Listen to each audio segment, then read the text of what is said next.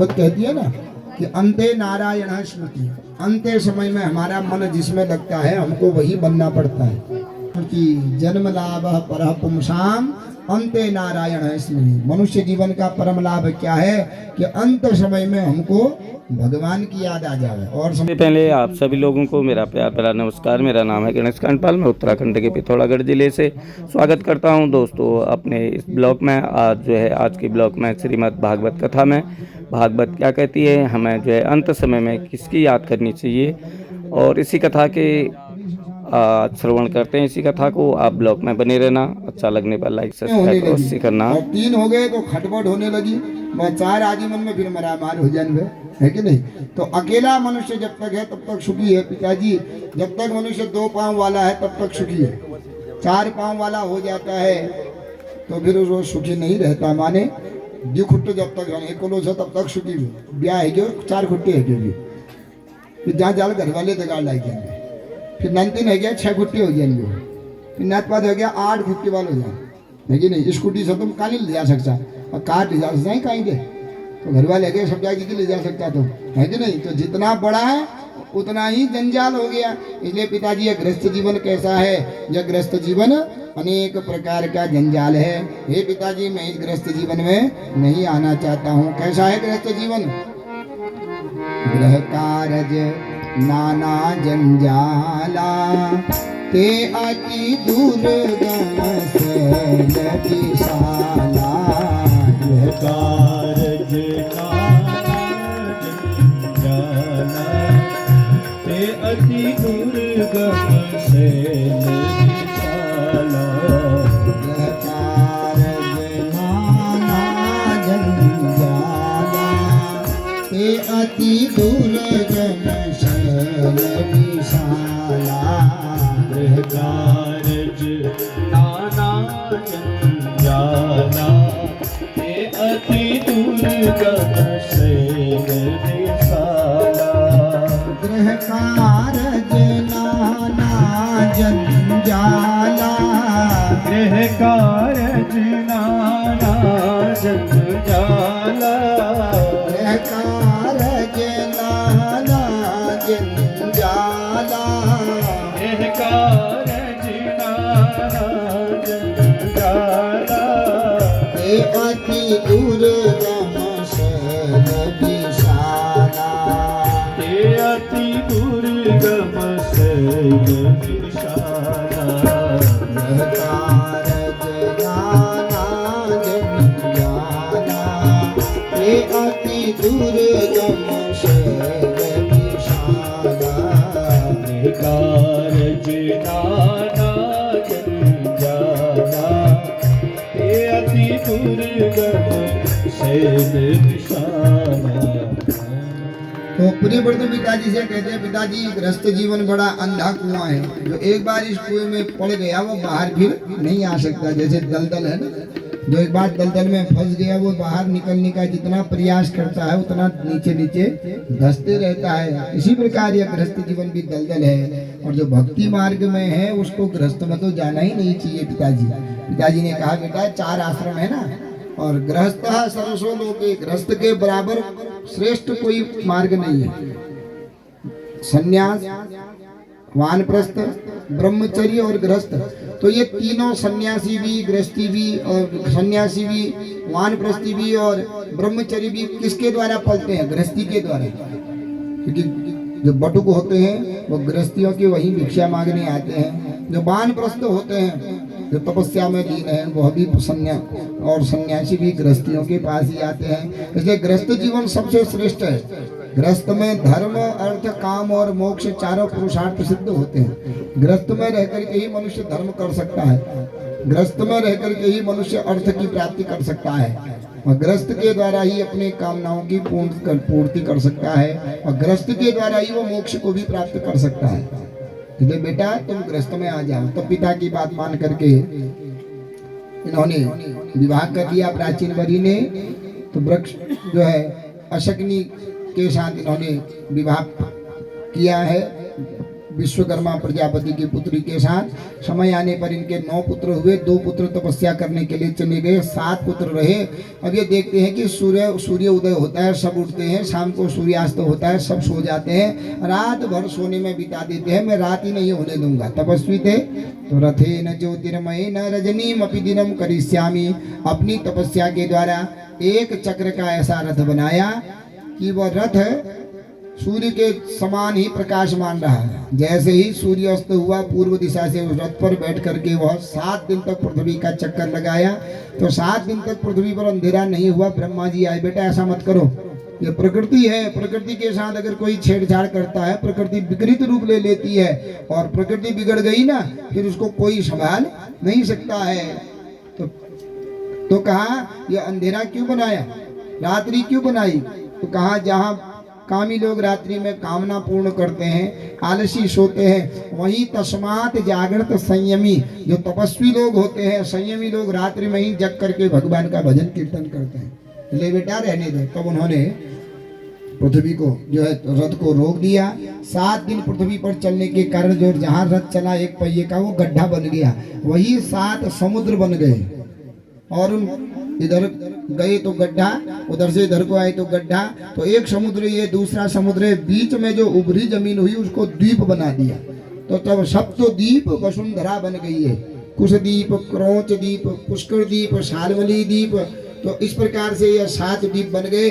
अब 7 पुत्र थे, तो 7 पुत्रों को एक एक द्वीप का राजा बना दिया।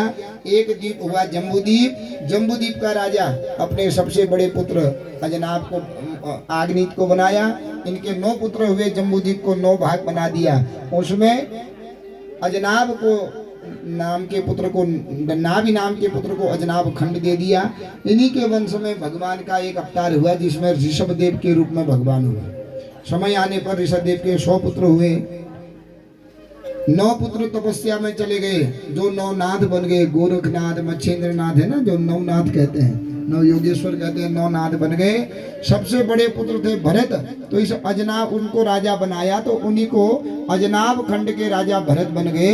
इसलिए अजनाब खंड का नाम ही भरत के द्वारा क्या बन गया, भारत वर्ष पड़ गया। तो भारत वर्ष पड़ गया। तो भरत राजा जब हुए, भरत ने बहुत समय तक राज्य किया।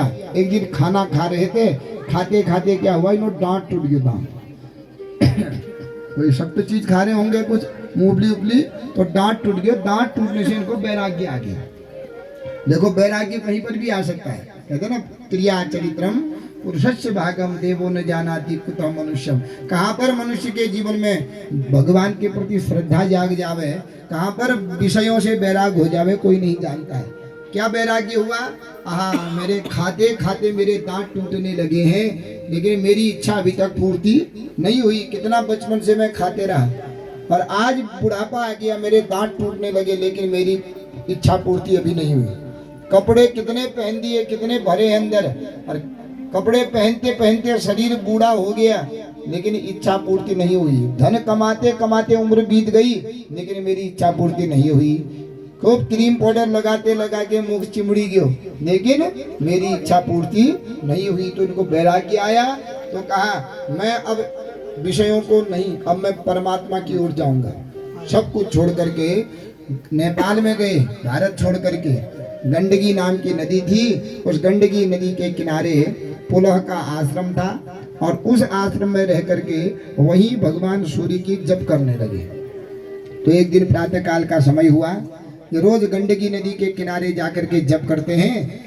तो जैसे ही भगवान सूर्य को अर्घ दिया, अर्घ दे करके सूर्य भगवान का उपस्थान किया जाता है। दोनों हाथ उठा करके उपस्थान किया जाता है ना। ओम तच्चक्षुर्देव हितं पुरस्तात् शुक्रमुच्चरत पश्येम शरदः शतं जीवेम शरदः शतं प्रब्रवाम शरदः शतमदीनाः स्याम शरदः शतात। 4 मंत्र हैं उपस्थान के। तो जैसे ही सूर्य को उपस्थान कर रहे थे, बीच में नदी थी। क्या देखा इतने में, उन्होंने देख क्या रहे हैं कि ये गर्भिणी हिरनी पानी पीने आई। दूर से किसी सिंह ने दहाड़ मारी, तो गर्भिणी हिरनी ने सोचा मेरे पीछे शेर पड़ गया है और प्रसव की पीड़ा है। जल्दीबाजी में नदी में कूद पड़ी, और कूद पड़ी तो प्रसव की पीड़ा थी। पार जाने के लिए जोर लगाया, तो वो बच्चा नदी में ही हो गया। अपना पार गई, और पार जाकर के अपना मर गई। कुछ नदी पार करने का प्रयास था, और कुछ प्रसव की पीड़ा थी तो अपना पार जाके मर गई। वो बच्चा नदी में ही बहता जा रहा है। दया आ गई भरत जी को। क्या दया आई? हाँ, इस बच्चे का क्या भाग्य लेकर के आया। जन्म लेते ही माँ मर गई। चलो जमीन पर होता तो थोड़ी देर में खड़ा हो जाता है, तो पानी में बह रहा है। और अगर आज इस बच्चे को नहीं बचाया जाएगा तो ये बच्चा कुछ ही क्षणों में पानी में डूब करके मर जाएगा। अब मैं तो संत हूँ, और संत का हृदय कैसा होता है? संत का हृदय नवनीत समाना। नवनीत कहते हैं मक्खन। सबसे कोमल चीज क्या है? मक्खन है कि नहीं? तो ये कहते हैं मैं संत हूँ। और संत का हृदय कैसा होता है? संत हृदय नवनीत समाना। संत हृदय नवनीत समाना। संत हृदय नवनीत समाना। संत हृदय नवनीत समाना। वेद पुराण निगम असगाना। वेद पुराण निगम असगाना। वेद पुराण निगम असगाना। वेद पुराण निगम असगाना। संत हृदय नवनीत समाना। संत हृदय नवनीत समाना। संत हृदय नवनीत समाना। संत हृदय नवनीत समाना। भरत जी सोचते हैं मैं अब संत हो गया हूँ, ग्रस्त से हट गया हूँ, मेरा मन भगवान में लग गया है, तो संत को कैसा होना चाहिए? नवनीत समाना। सबसे कोमल होता है नवनीत। और नवनीत मक्खन। मक्खन से कोमल किसका हृदय होता है? संत का हृदय। मुझे बचाना चाहिए। अपनी संध्या खड़ा होना पड़ता है, वहाँ सब कर्मों का हिसाब होता है।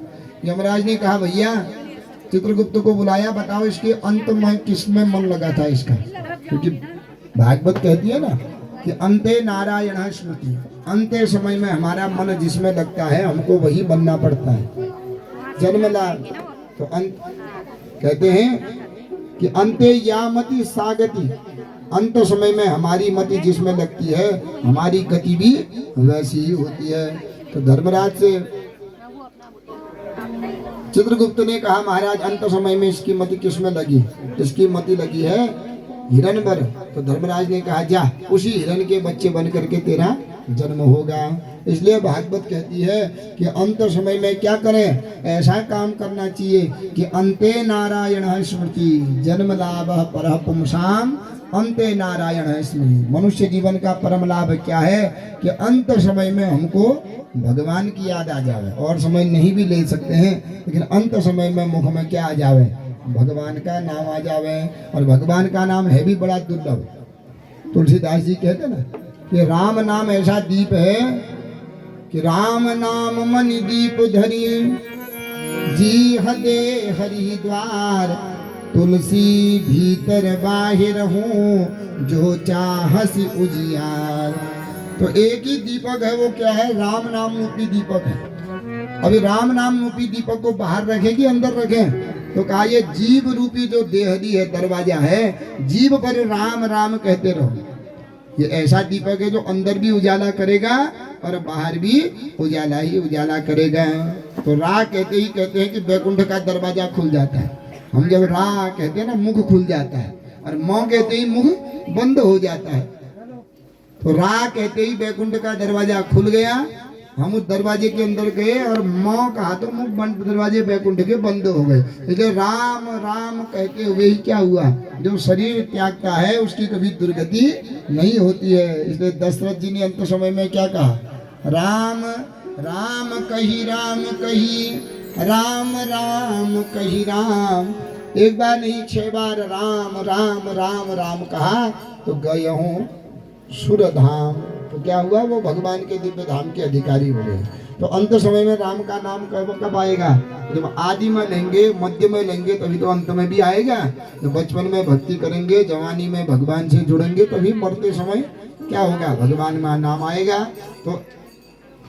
तो इनको क्या बनना पड़ा? गए थे भगवान को प्राप्त करने के लिए, हिरण में मन लगा, तो आज भरत जी को उसी हिरण के बच्चे के रूप में जन्म हुआ। और हिरण के योनि से भगवत प्राप्ति नहीं होती। हिरण का शरीर छोड़ करके तीसरा जन्म इनका एक अंगिरा गोत्र के ब्राह्मण थे, उनके 9 पुत्र थे। 10वें पुत्र के रूप में उन्हीं के घर में जन्म हुआ। तो तीसरे जन्म में भी इनके पिता ने इनका नाम क्या रख दिया? भरत रख दिया। देखो, पहले जन्म में भरत थे, दूसरे जन्म में मृग बने, तीसरे जन्म में इनका नाम भरत रख दिया। अब 8 साल का जब बालक हुआ। इसी के साथ आज का ये ब्लॉग अब मैं यहीं पर रखता हूं दोस्तों। मिलते हैं कल अगले ब्लॉग में। आप ब्लॉग में बने रहना। ब्लॉग अच्छा लगे तो लाइक सब्सक्राइब अवश्य कीजिएगा। जाग उठा उत्तराखंड डेली ब्लॉग। तब तक के लिए नमस्कार। जय भारत, जय उत्तराखंड, जय माता दी, जय माँ भवानी। ओम नमः शिवाय।